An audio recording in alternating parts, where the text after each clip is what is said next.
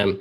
Uh, Baylor 17-3 here over Texas Tech, 261 yards to 126. I mean, Baylor is essentially dominating the game on both sides of the ball right now. Just a few little mistakes here and there.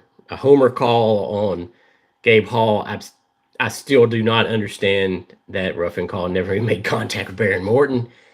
There's been a couple of things like that.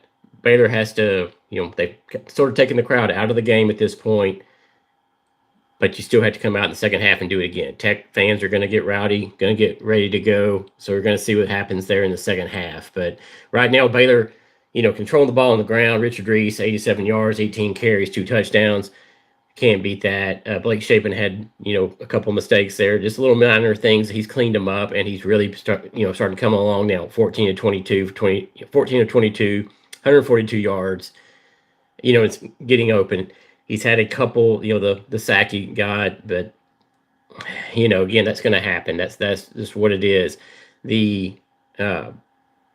But holding Texas Tech 71 through the air and 55 on the ground, that's not going to happen for the second half. I mean, Tech's going to come out and make adjustments.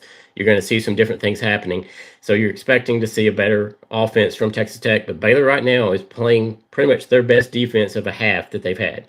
But we've seen Baylor do that for a half. We need to see Baylor do that for the entire game.